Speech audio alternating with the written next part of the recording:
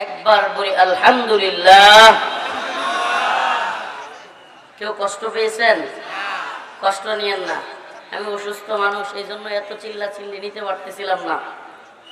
আপনারা জায়গা সংকীর্ণ, এত এত আলেম দাওয়াত দিছেন, সব বড় বড় মুখ, আমি ছোট মানুষ। তো মুফতি আমির হামজা ভাই, শেখ হারুন ইজহার, ওনারা যেখানে আসবে মানুষ তো হবেই। তো আপনাদের আরো বড় জায়গার দরকার ছিল। এখন ছোট্ট জায়গায় সব ভাঙ্গা দিতেছেন বাঙার মানুষ, এটা হইল? তো এই জন্য এখন একটু চুপ থাকা লাগবে, ধৈর্য ধরতে হবে, অন্যদেরকে সুযোগ করে দেওয়া লাগবে। আমি সব দিকে তাকাবো, সব দিকে তাকাবো, আপনাদের টেনশন করার দরকার নাই।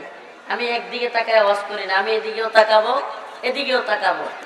অতএব আমি এখানে স্টেজে আসার সাথে সাথে আমার এই ছোট ভাই, এই যে কি বুঝলো আল্লাহ জানে, কানাকানি এসে বলতেছে, হুজুর কারাগারের সঙ্গীতটা একটু শোনাই। সে তার যে কি ভাল লাগছে আল্লাহ জানে। এই আস্তে আস্তে শুনে পরে আমি ওরা বুঝাইলাম যে আমি খুব অসুস্থ, আমি টান দিতে পারি না। আমি এই যে কিছুক্ষণ কথা বলতেছি হঠাৎ মাথা ঘুরাই, মানে মাথার রগগুলো একবারে করতে থাকে। এই জন্য আমি তোমার রিকোয়েস্ট রাখতে পারলাম না, তুমি মনে কিছু নিও না। ইনশাল্লাহ অন্য সময় আসলে সুস্থ থাকলে শোনাবো। হ্যাঁ, আর আরেকটা বিষয় হলো, আপনাদের বলি, শেখ হারুন ইজহার হাফিজাহুল্লাহ আসতেছেন।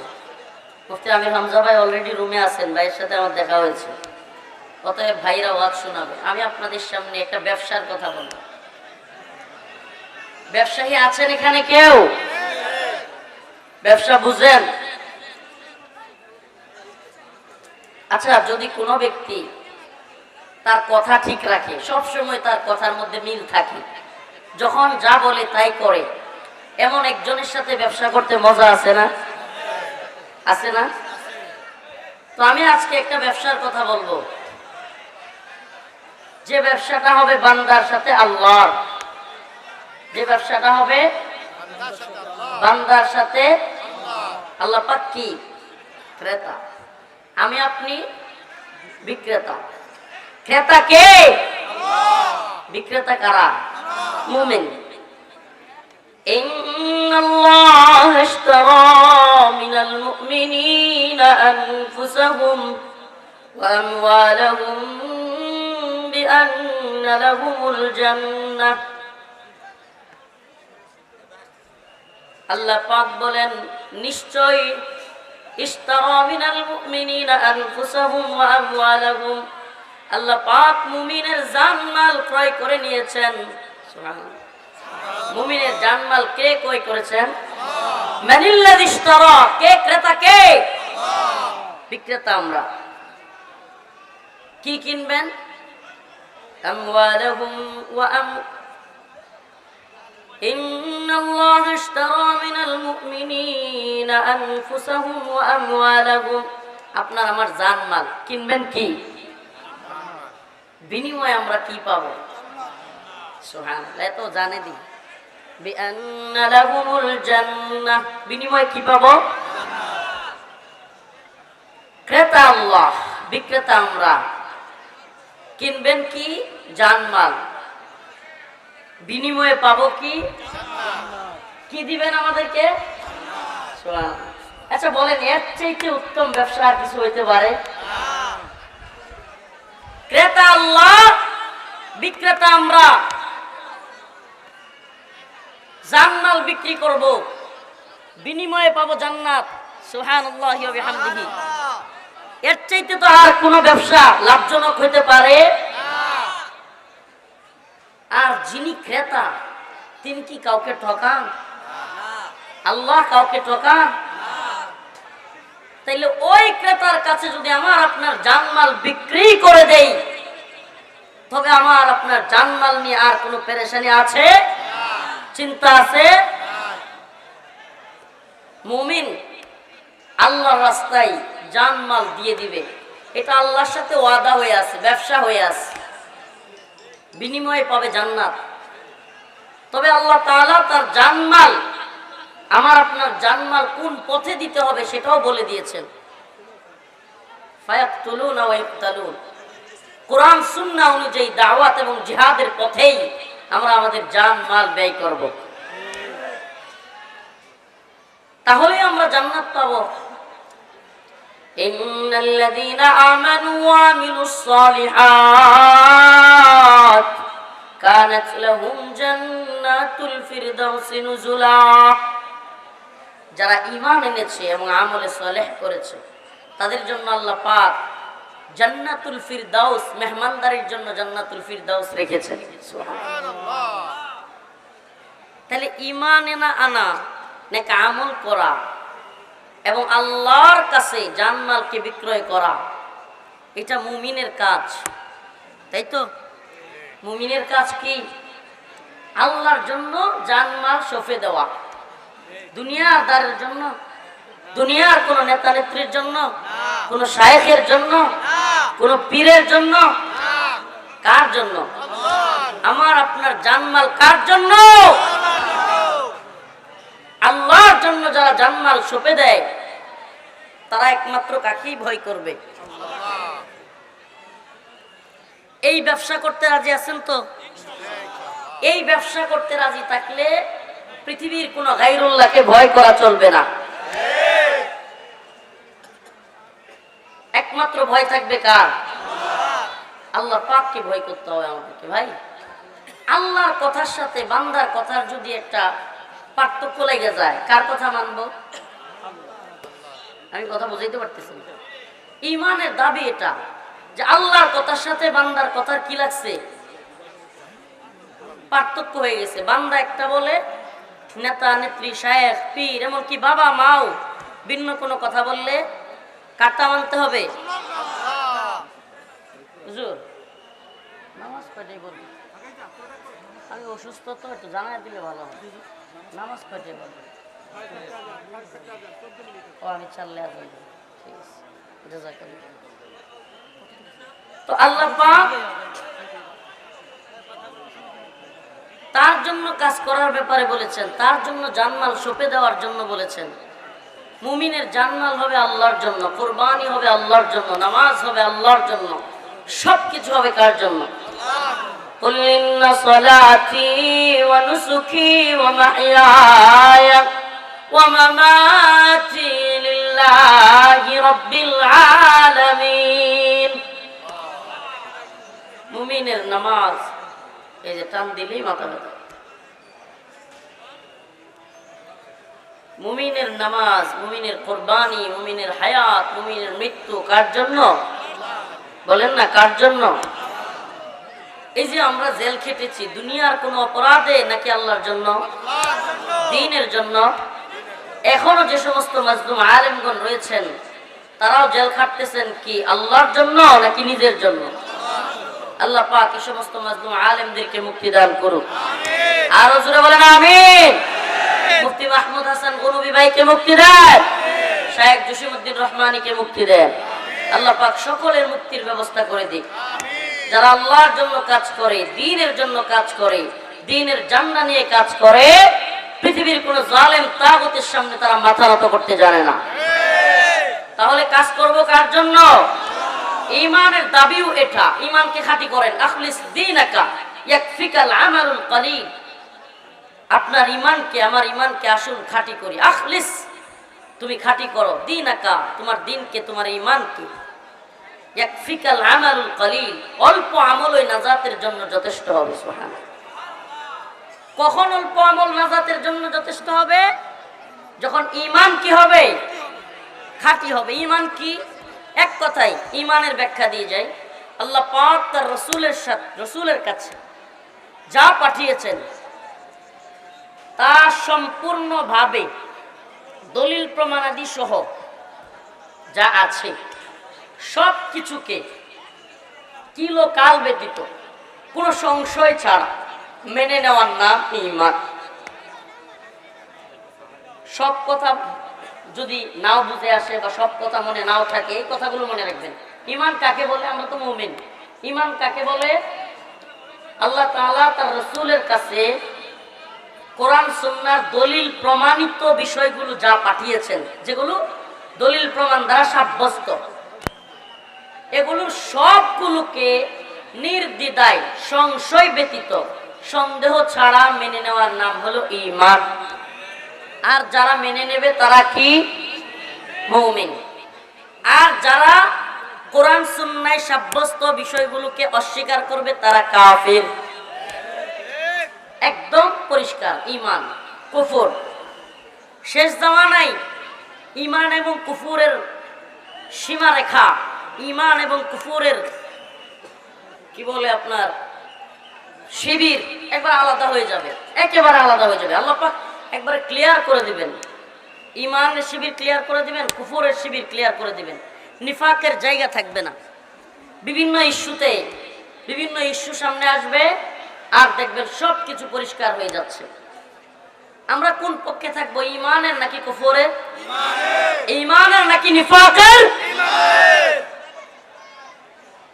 জাতির সামনে কথা বলবো একভাবে, চলবো আরেকভাবে, গোপনে গিয়ে আতাত করবো, টাকা খাবো, এটাই কি ঈমানের কথা?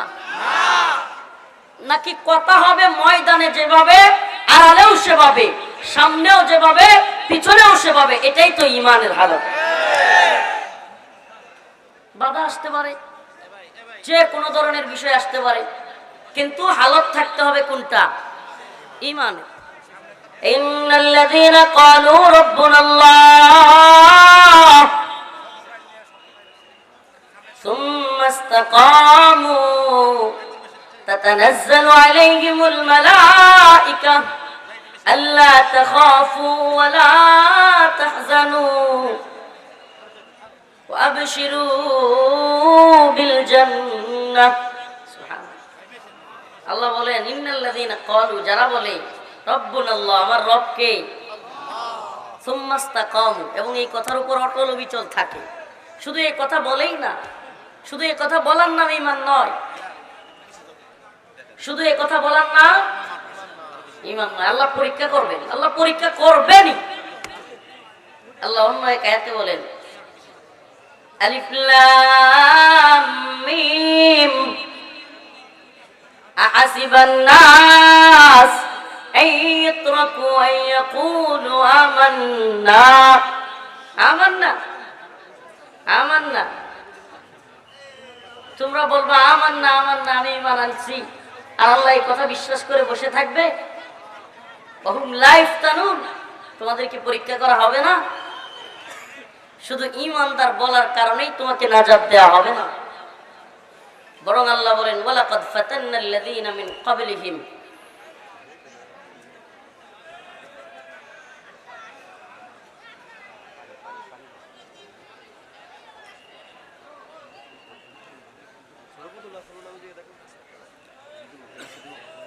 ওয়ালাকাদ ফাতান্নাল্লাযীনা মিন ক্বাবলিহিম ফালায়া'লামান্নাল্লাহ। আল্লাহ বলেন আমি তোমাদের পূর্ববর্তীদেরকে পরীক্ষা করছি। নবীদের পরীক্ষা হয়েছে না হয় নাই? সাহাবীদের পরীক্ষা হয়েছে না হয় নাই? কথা কন না। ওলিদের বুজুর্গদের পরীক্ষা হয়েছে কি হয় নাই? জামানার যারা হক কথা বলে, সত্য কথা বলে, আল্লাহর পথে কথা বলে, তাদেরও পরীক্ষা হচ্ছে না হয় না? কথা বলে না। এই জামানায় কোন ব্যক্তি নির্দ্বিধায় দ্বীনের প্রকৃত কথা বলতে পারবে না। পুরো পৃথিবীতে মুসলিম উম্মার বর্তমান যে হালত, জালেম তাগুতদের যে হালত, আমি চ্যালেঞ্জ করে বলতে পারি, লিখে রাখেন, নির্দ্বিধায় যে শায়েখ, যে পীর, যে বক্তা, যে আলেম বলবে যে সে নির্দ্বিধায় কথা বলতেছে, হাদিয়াও পাচ্ছে, তুহফাও পাচ্ছে, তার কোনো সমস্যা হচ্ছে না, আমি বলবো তার দ্বীনের মৌলিক কথা হচ্ছে না। বলবেন হুজুর এটা কেন বললেন? আমি এটা এজন্য বলবো যে আপনি দেখবেন যে পুরো পৃথিবীতে মুসলিম উম্মার উপর নির্যাতন হচ্ছে কি হচ্ছে না? আমার দেশেও খুদ কোরআন সুন্নাহ বিরোধী নীতিমালা আইন হচ্ছে কি হচ্ছে না? এটা শুধু দেখেন, কেউ এই সরকারের বিরুদ্ধে নিয়ে যাওয়ার চেষ্টা করবেন না। এই সরকার আর ওই সরকারের বিষয় না, আমরা কোরআন সুন্নাহর কথা বলবার চেষ্টা করি।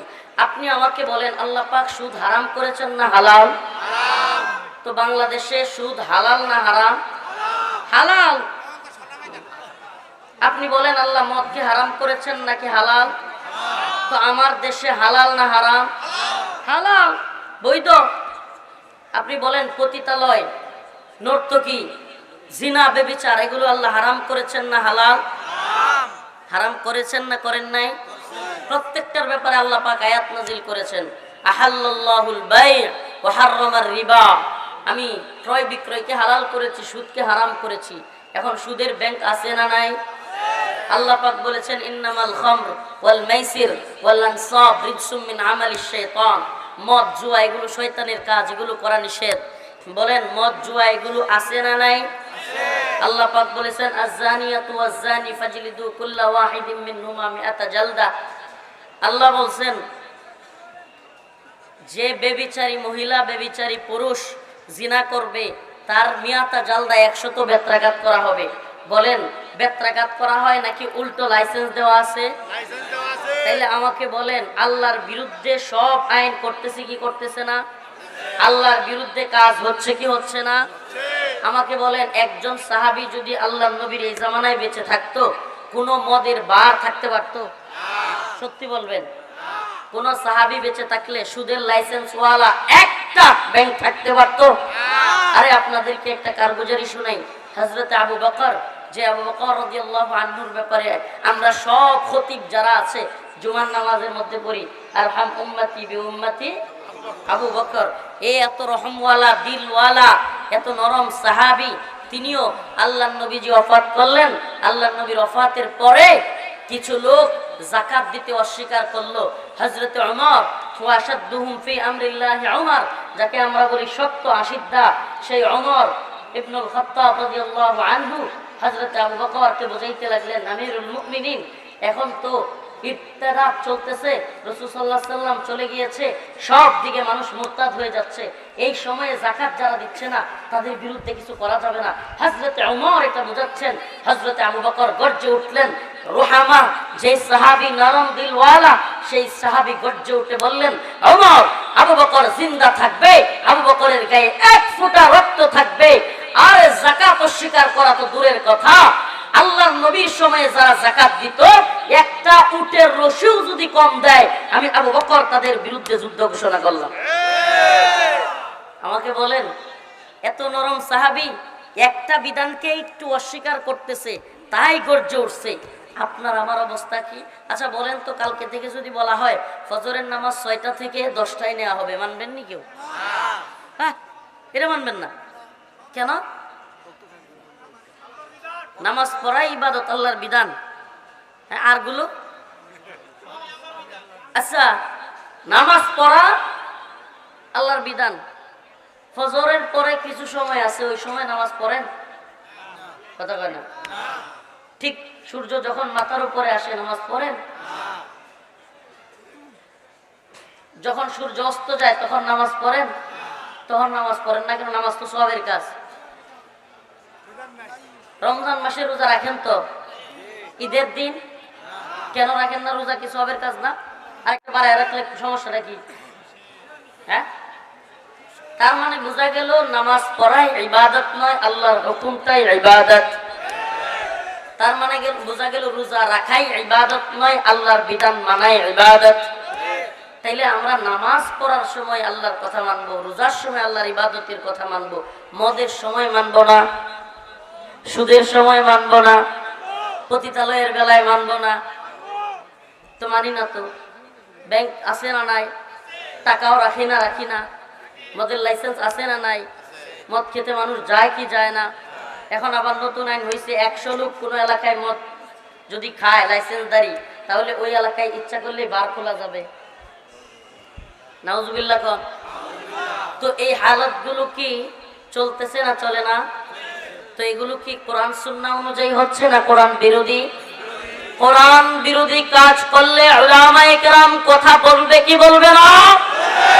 কোরআন বিরোধী কাজ করলে কোরআনের পক্ষে আলেমরা বলবেই, এটাই আল্লাহর পক্ষ থেকে আলেমদের প্রতি আদেশ। তুমি যদি আল্লাহর পক্ষে কোরআনের কথা বলবার কারণে কোন আলেমকে রাষ্ট্রদ্রোহী বলো, আমি বলবো তুমি আল্লাহর বিরুদ্ধে গিয়া খোদাদ্রোহী হয়ে গিয়েছো। প্রিয় ভাই, বুঝবার চেষ্টা করেন। রাসূলুল্লাহ সাল্লাল্লাহু আলাইহি সাল্লাম একদিন বললেন সাহাবায়ে কেরামকে যে তোমরা তোমাদের মাজলুম ভাইদের সহযোগিতা করো। জালেমদেরকেও সহযোগিতা করো।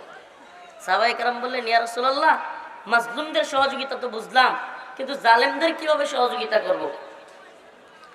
আল্লাহ রাসূল বললেন, জালেমদেরকে জুলুম করতে দিবা না, এটাই সহযোগিতা।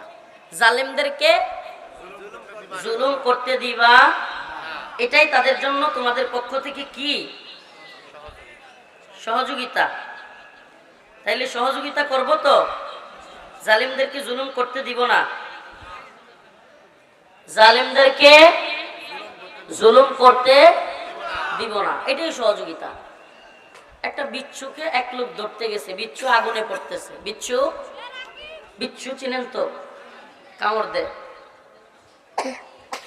বিচ্ছুরে ধরতে গেছে, বিচ্ছু আগুনে লাফ দিতেছে, বিচ্ছু বুঝতেছে না, তো কামড় দিছে হাতে, তো বিচ্ছুরে দইরা ওই লোক আছাড় মারতেছে, যা তুই যেহেতু আগুনে যাবি, বাঁচাইতে চাইলাম, বাঁচবি না, তোরা আগুনের মধ্যে মারবো। আরেক লোক বলতেছে, ভাই কি করতেছেন? কয়টা আগুনের মধ্যে ফেলে দিই, পরে বাঁচাইতে চাইছিলাম, হাতে কামড় মারছে।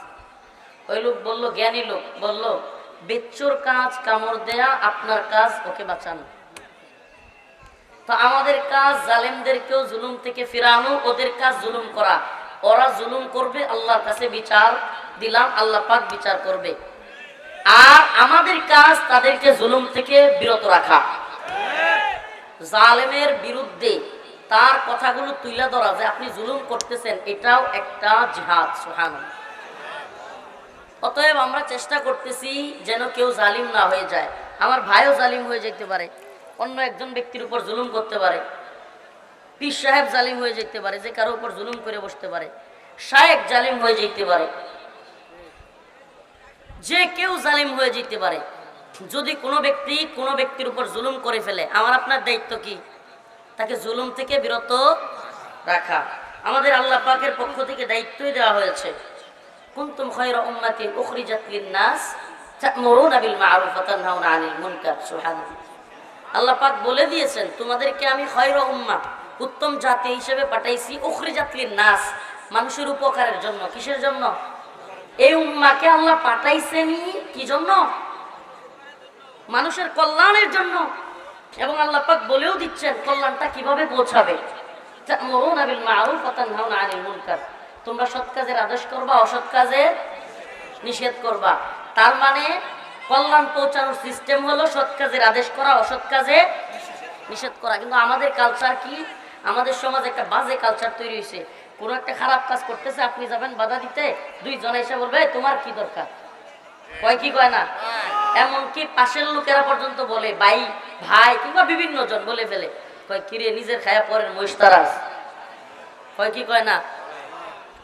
কিন্তু আপনি ওই লোকগুলোকে জবাব দিবেন যে আমাকে আমার আল্লাহ দায়িত্ব দিয়েছেন সৎ কাজে আদেশ করতে, অসৎ কাজে নিষেধ।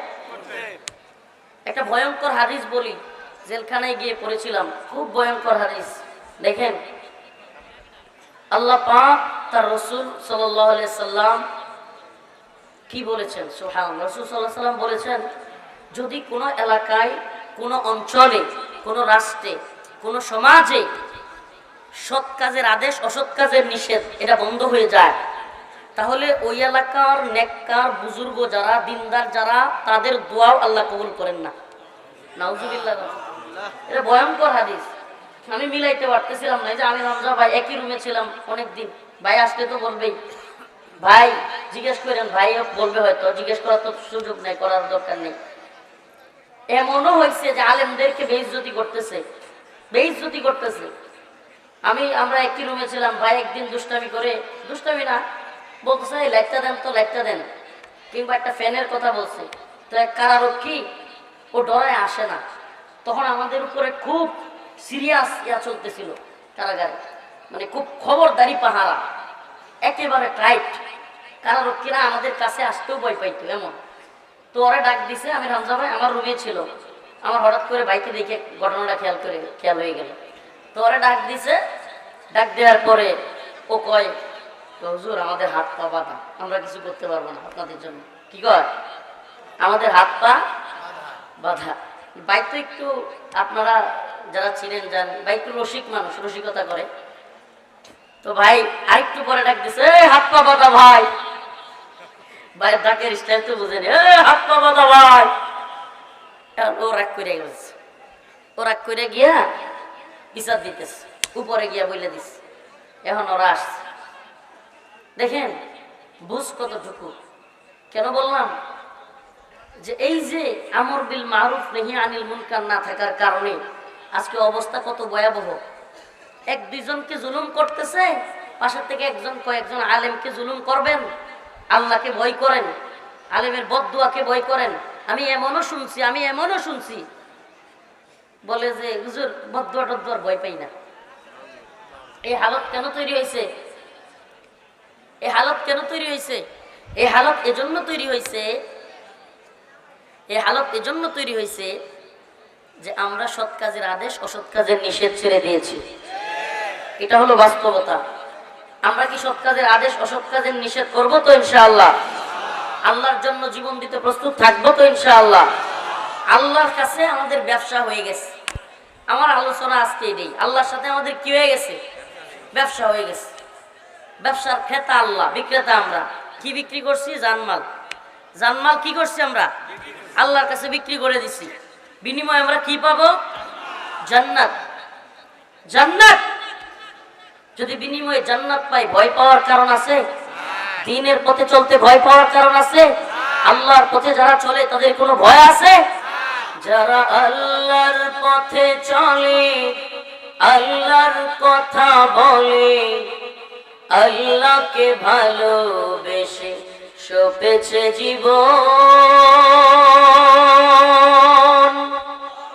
তাদের কিসের ভয়? কে করে পরাজয়? তাদের কিসের ভয়?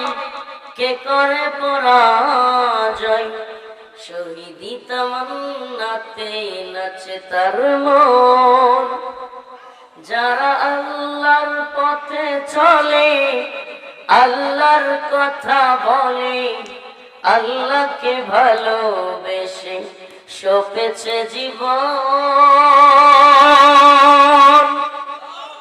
তাদের কিসের ভয়? কে করে পরাজয়? শহীদি তামান্নাতে নাচে তার মন। আল্লাহর পথে যারা চলে, আল্লাহর কথা বলে, তাদের ভয় আছে? আরে শাহাদাত যাদের তামান্না, যারা শাহাদাতের জন্যই তৈরি থাকে, তাদের ভয় পাওয়ার কারণ আছে? জীবন মরণে তাদের কোনো ব্যর্থতা নাই, তাদের লাশ ডাস্টবিনে পড়ে থাকলেও তারা সফল। জীবন মরণে বিজয় মোরা, পরাজয় নাহি মুদের অভিধানে।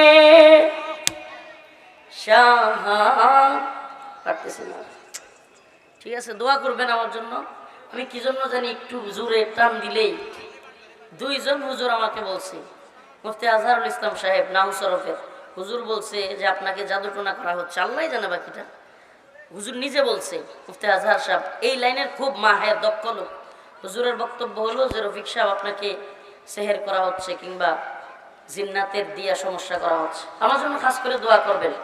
শত্রুরা শুধুমাত্র সোজাসুজি চেষ্টা না, অনেকভাবেও চেষ্টা করতে পারে আলেমদের বিরুদ্ধে। আমি কয়েকজন নির্ভরযোগ্য ব্যক্তির কাছে শুনছি যে জায়নিস্ট ইহুদিবাদীরা এবং পত্তলিক মুশরিকরা এই উপমহাদেশের আলেমদের বিরুদ্ধে বিভিন্ন জাদুবিদ্যা নিয়েও চেষ্টা করতেছে, যাতে এই সমস্ত আলেমদেরকে থামায় দেওয়া যায়। এইভাবেও চেষ্টা করতেছে, ওদের কোনো চক্রান্ত থাইমা নাই। এজন্য বলি আলেমদের সাথে থাকবেন তো ইনশাআল্লাহ? থাকবেন তো ইনশাআল্লাহ?